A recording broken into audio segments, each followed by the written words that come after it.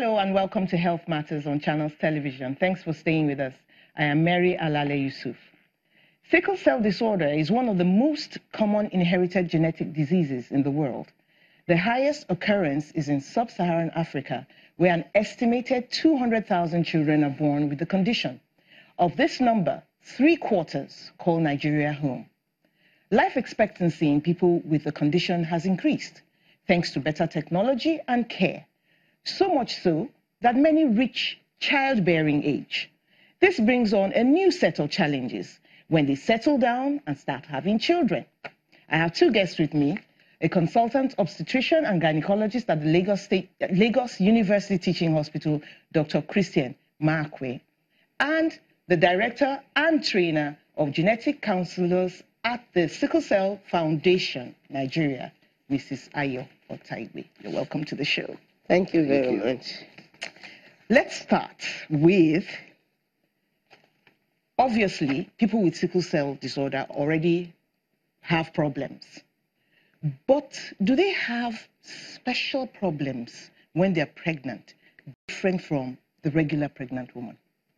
Yes. The sickle cell patient or the patient with sickle cell anemia have problems that are peculiar to them.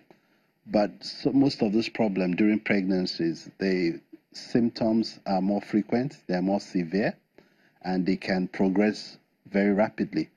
And also, there are also some problems that are common in pregnancy that are more frequent in patients with sickle cell anemia. We could talk about things like hypertensive disorders in pregnancies, like preeclampsia. We have issue of the baby's not growing well, what we call intrauterine growth restriction. We also have the possibility that the baby can die in utero and the woman will have a stillbirth. And you also have things like the crisis they have in pregnancy.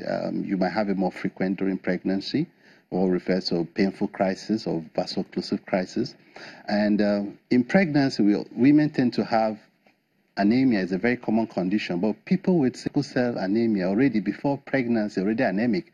But because of the physiologic changes in pregnancy, this anemia can worsen, and they can have other conditions that can make them develop anemia suddenly in a very rapid way. We talk about infections in pregnancy, malaria, urinary tract infection, pneumonia, these bacterial infections are very common in patients with sickle cell anemia. How about if the woman is being well managed prior to getting pregnant? So the ideal thing for a woman who has sickle cell anemia is to assess preconception care. So you tend to see the obstetrician gynecologist even before they get pregnant. And this is something that is very, very lacking in this environment. Women do not come before pregnancy.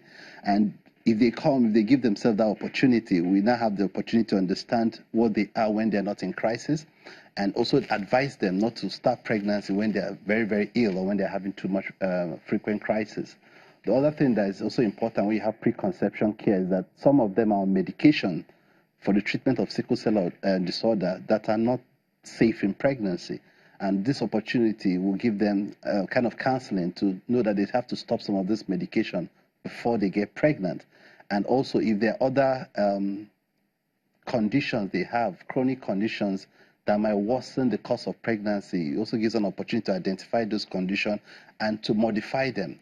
Okay, where some of them are already, they are non-hypertensive.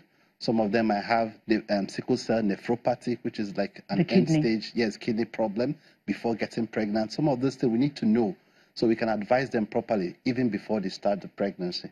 Okay, Mr. Otaigbe, let me ask you, in your experience, when do people come for counseling? At what point? Some of them, when they have a child with sickle cell disorder, they come for counseling. A lot of them will not even know they will come for counseling, but when they see doctors, as at now, their awareness of our Sickle Cell Foundation is getting better. A lot of doctors refer them for counseling.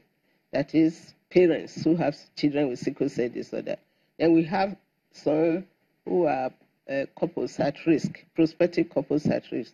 They've done their hemoglobin genotype. They discovered the girl, the boy, they are both AS, and then they want to come and know more. to know whether to make an informed decision.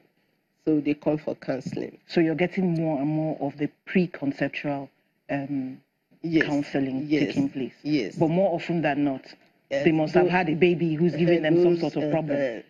So those people come for counseling. And the people, as I said to you earlier, that because of error in diagnosis, and those who shouldn't have had, who decided in their mind that they will not marry, like if I'm hemoglobin genotype AS, I will marry a man who has AS. But because of error, either in the diagnosis of the man's hemoglobin genotype or of the girl's hemoglobin, they get married. They won't even think they have a child with sickle cell disorder. Some of them go to the hospital, doctors say, what's your genotype? I'm AA, the man will say I'm AS. Some doctors will not even think that they should do the genotype of the child at that moment until when another serious crisis will happen. Before they will say, okay, all of you, you need to go for a hemoglobin genotype test in a better lab.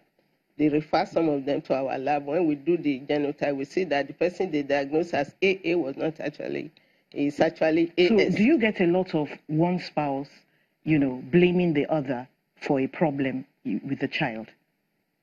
As in, it's your fault, it's not my fault, Especially when there's wrong diagnosis. When there's wrong diagnosis, the man is known to be AA. He will say, I'm AA.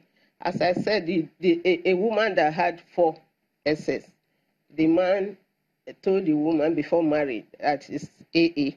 And the girl said, I'm AA. They got married and they started producing SS children. The lady said, oh, you conceal your hemoglobin genotype for me. Even when the man said it was an error, the lady, he just abandoned the children for the man. So we tried to get in touch with her to come for counseling.